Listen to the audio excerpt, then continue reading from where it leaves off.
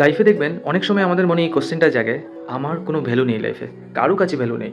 এর কাছে গেলাম আমায় কোনো মূল্য দেয় না, আমার আপনজন সে আমাকে মূল্য দেয় না। তখন শুধু এই গল্পটার কথা মনে করবেন। একটা ছেলে এই সেম কোশ্চেনটা তার বাবাকে করেছিল।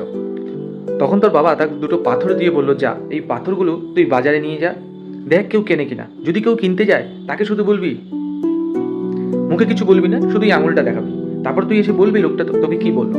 সেই কথা মতো ছেলেটা বাজারে চলে যায়, গিয়ে সেই পাথরগুলো নিয়ে দুটো পাথর নিয়ে বসেছে। পাথরগুলো এতটাই সুন্দর ছিল, দেখতে চকচক করছিল দূর থেকে।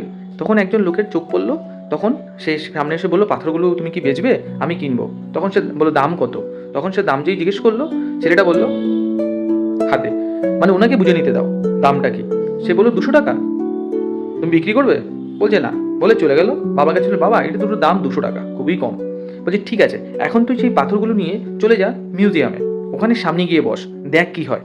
তো বাবার কথা মতো সে চলে গেল মিউজিয়ামের সামনে, গিয়ে পাথরগুলো নিয়ে বসলো। কিছুক্ষণ বসার পরে একজন লোকের চোখে পড়লো, সে এসে দেখলো পাথরগুলো খুব সুন্দর, ওর খুব ভালো লাগলো। যখনই সে দাম জিজ্ঞেস করলো, আবার এই ছেলেটা একই রকমভাবে দেখালো, ও 20,000 টাকা, একটু কম হবে না?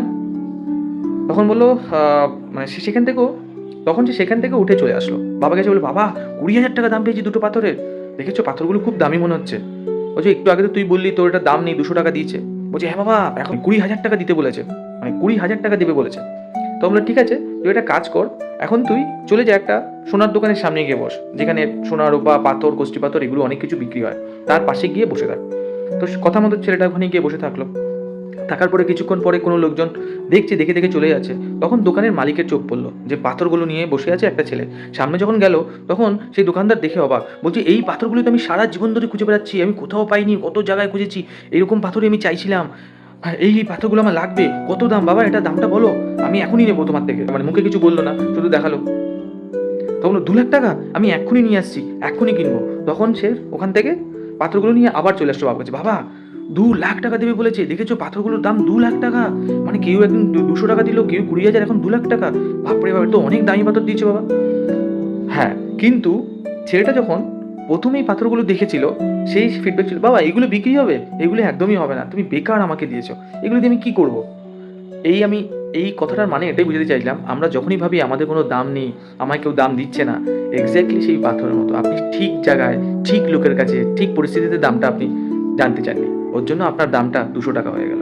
কিন্তু আপনি যদি সময়ের সাথে সাথে চেঞ্জ হতে থাকেন আর যত চুপ থাকবেন, দেখবেন আপনার দাম একটু হলেও বাড়বে। তাই আমি এটাই বুঝাতে চাইলাম, যারা ওই ডিমোটিভেটেড হয়ে যাচ্ছেন যে আমার ভ্যালু নেই লাইফে, আমি এত কিছু করলাম, আমার কোনো দাম নেই, তার মানে আপনি রাইট প্লেসে গিয়ে বসেননি। ঠিকঠাক জায়গায় গিয়ে ঠিকঠাক লোকের কাছে গিয়ে বসলে অবশ্যই আপনার ভ্যালু অনেক হবে।